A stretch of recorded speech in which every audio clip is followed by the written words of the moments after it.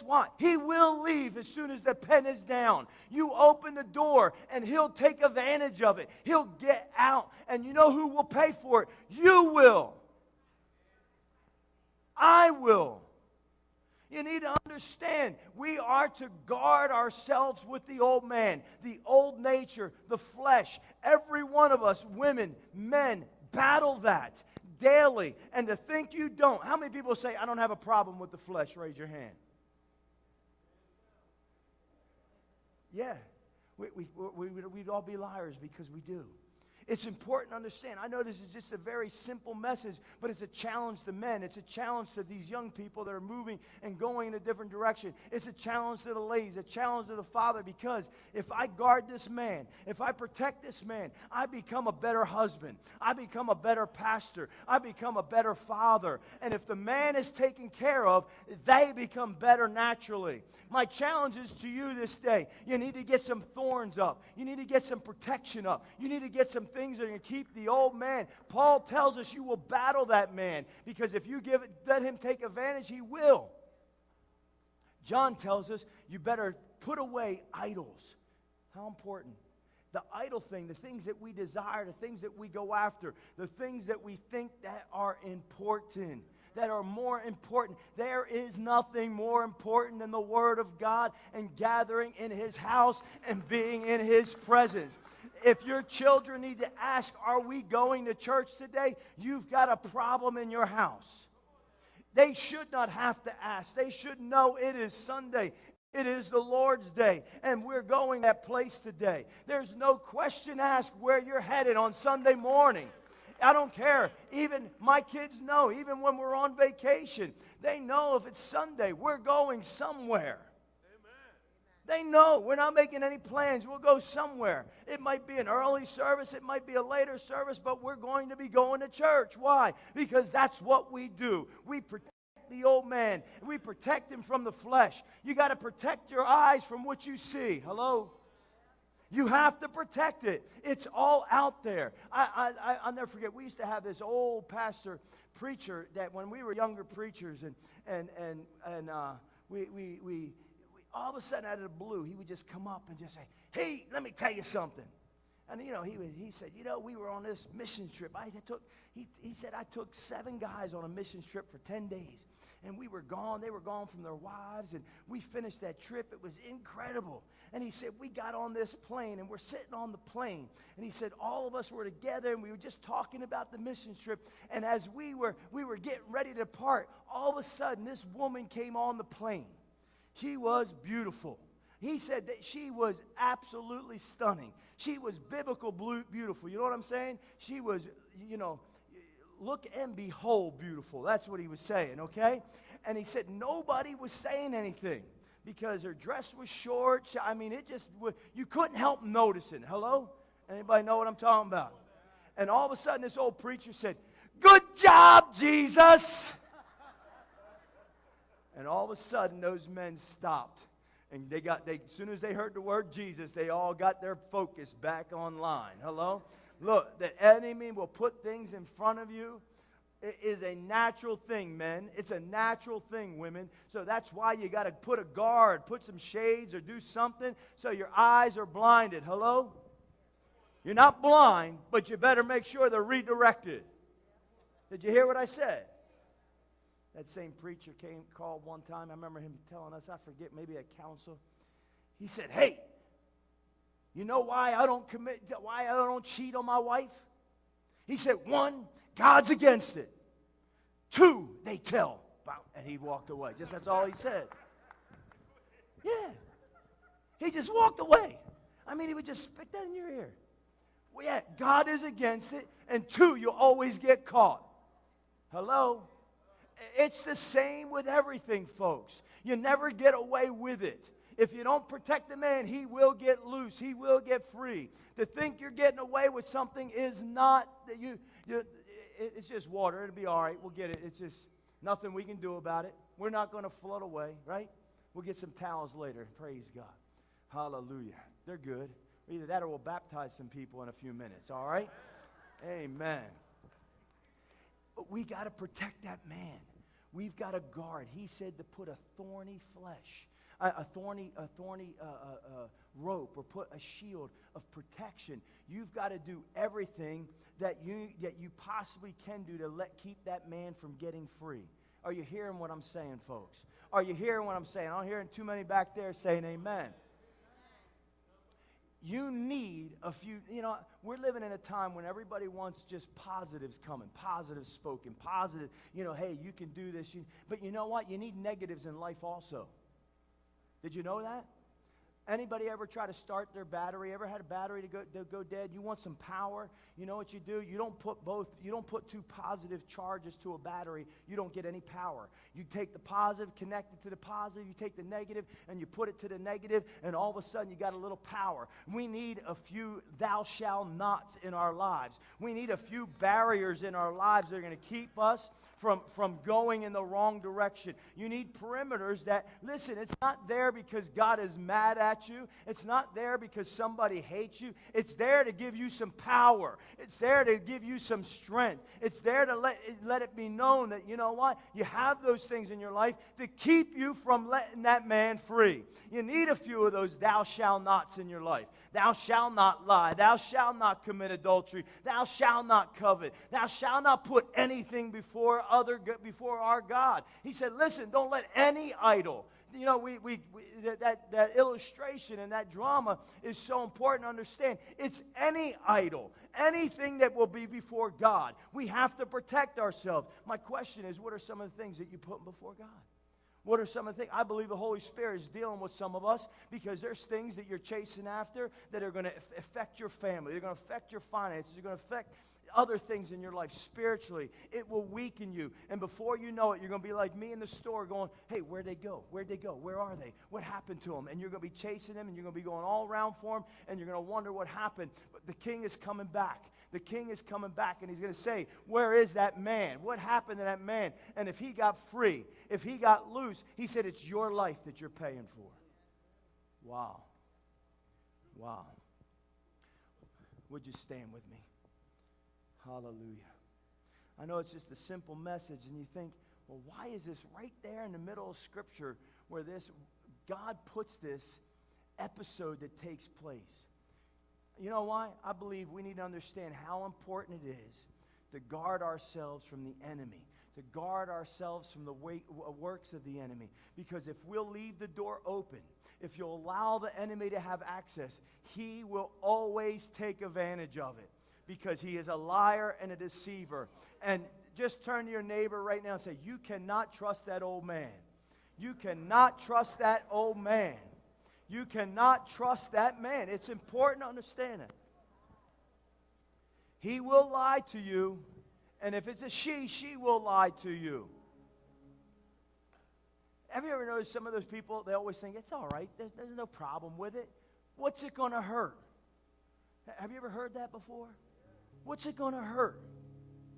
Well, first of all, my philosophy has always been, if it's not going to bring glory to God, why even bother with it? Or if it's not going to benefit you in some spiritual way, why do you need it? You know what I mean? There's certain people who will talk about, they want to argue, well, drinking's okay, whatever. Smoking, or you might not go to hell, but you might lose that old man. Why even go that direction if you don't have to? Hello? Why even go that direction if you don't have to? Well, why can't I have some really good, close female friends? Hello? Huh? What if I had, one, my wife would kill me.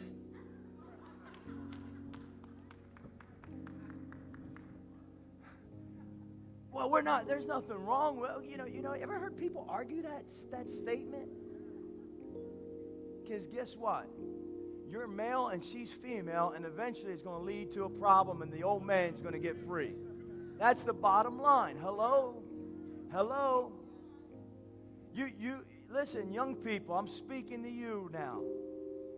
You know, some people, when you're getting that college age, and there's people and there's things that are happening, whether it's in parties, whether it's in drugs, or whether, and they sit there and say, well, it's not a problem, you know, it's not going to hurt you. But still being in that atmosphere, it will affect you. It will overtake you eventually. You got to do everything possible to raise up that perimeter and put some thorns around it, and don't even let it into your house, into your neighborhood. Keep it out at all costs, because if not, you will pay a price for it. You know, one of the saddest stories, and he was a great kid. I didn't know him at the time. I wasn't from this area. But the Len Bias story. He was a great basketball player for Maryland. Incredible. And he was, you know, they all said he was a good kid. He never did anything. You know, he didn't really party, but graduation happened. He got drafted. And like within a week or 2 weeks after that, he was at a party, and apparently somebody gave him some drug, or he took some drug. We don't know the story, but from our understanding, it was only the one time it ever happened. But it was the one time he let his guard down. One time. You know, it only takes the one time for him to get free. You know, I heard about the young people. Old preacher used to tell this one too. He said the young people, he said, you know, they came in his office, and this young guy and girl, and he said, all we do is go study down at the park. You know, all we do is we sit in the car and we study.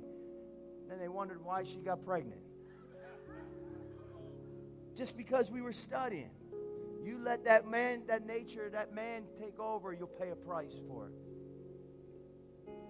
You've got to listen, men. You got to guard your faith. You got to guard that man for your family. You got to guard that man for your wife. You got to guard that man for your children and for your future, for your job. Ladies, you have to guard that woman. You have to protect her. You have to make sure that bitterness, or that anger, or that listen, it's more than just sexual. It has to do a lot of times with attitude. It has a lot of times with things that we're going to let that will create the works of the flesh to come out.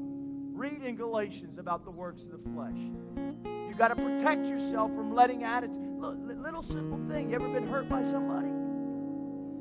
And all of a sudden you now let your guard comes down because you've let pain get inside. And then you release that some other way. You got to protect them. Young people, you have to guard that man. Because we're going to have to give account for that man. Keep guard. No one looking around, but you just bow your heads. Say, Pastor, you're speaking to me. Pastor, right now, I let my guard down. This is what this message is about. You've let that guard down. And you're saying, Pastor, I need to raise that perimeter again. I need to see change in my life again. And I need to take up the responsibility to take care of that inner man, that flesh man, in the name of Jesus. You know, I want every man, every young man, every boy, I want you to just come to this altar. I want to pray over every man right now. Just ladies, I want you to pray. I want every man to come down here right now. Come on, every man, wherever you're at. We're not calling you out. We're just going to pray over it. Ladies, would you just pray in the Spirit right now? Come on, all the way in the back. Come on, every man, just for 5 minutes. Hallelujah. Come on, squeeze it in tight here. Squeeze it in tight here. Squeeze it in tight here. Ladies, this can be something that is so super spiritual in changing your husband, your brother, your father. Hallelujah. Hallelujah. Hallelujah. Come on, swing it in a little bit. We got some more room down here. I know I'm speaking to the men, and I know I'm speaking to everybody, but I'm challenging the men here today because I believe God wants you to put a guard up over your life. I believe the Lord wants you to understand that the enemy will do everything to keep you from serving Him, keep you from following God, keeping you from being the leader of your family, keep you from being the man that you're called to be. And we're believing right now in the name of Jesus. Amen? We are making a covenant that we're going to put this guard, we're going to put a thorn of protection around the old man, that the new man be able to operate in the spirit in the works of the Spirit, and that they will come forth from your life in the name of Jesus. Hallelujah. Lift your hands up, man. Come on. Come on. Be leaders. Be praisers. Be worshipers. Hallelujah. Hallelujah. Hallelujah. Father, we thank you right now. We praise you for the call that you have given us. You are the King. You are our Savior and our Redeemer.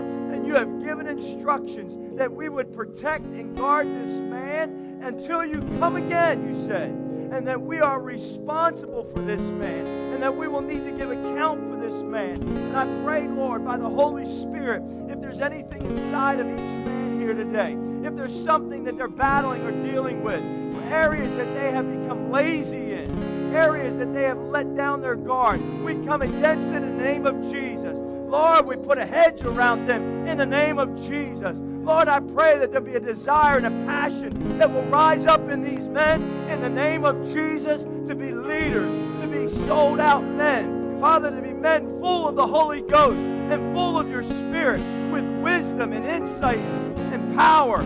Lord, we just thank you today. And we take a stand. We don't care what the past was. There's a new future for these men in Jesus' name. Lord, I thank you for them.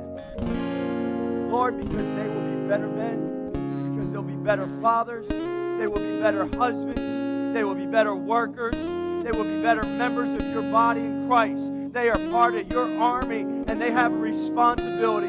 In the mighty name of Jesus, we pray.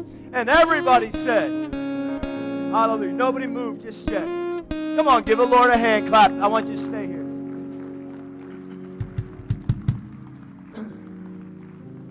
I want you to hear something. Guarding that man is tough. Taking care of that man is tough. You have to covenant in a couple of ways. One, you're going to do some things differently in your life, and that is how you read the Word. Maybe getting up earlier. Maybe disciplining yourself better so that man, that you're not going to wander away anymore. Secondly, you need to be accountable to a man. You need to be in some type of man group, cell group. The men, Moses and John, where are you right now? There's Moses, John here.